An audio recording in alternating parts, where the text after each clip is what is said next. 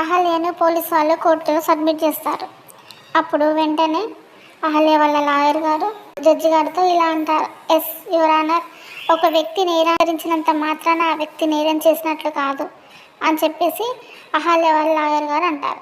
అప్పుడు వేరే లాయర్ ఉండి అంటారు కదా, ఆవిడ నేరం చేయలేదని ప్రూఫ్ చేయండి, అందుకు మీ దగ్గర సాక్ష్యాలు ఉన్నాయా అని అంటాడు.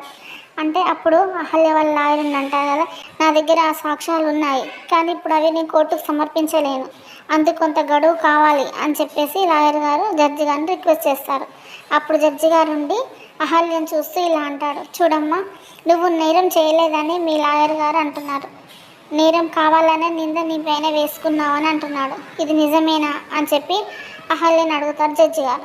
అప్పుడు అహల్య ఉండంటది కదా, లేదు మేడం, నేనే తప్పు చేశాను అని చెప్పేసి అహల్య అంటుంది.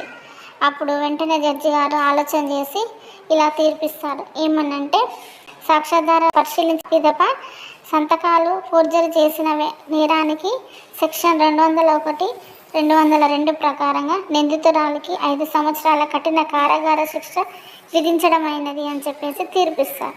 అప్పుడు అందరూ షాక్ అవుతారు, అహల్య వాళ్ళ కుటుంబ సభ్యులందరూ షాక్ అవుతారు.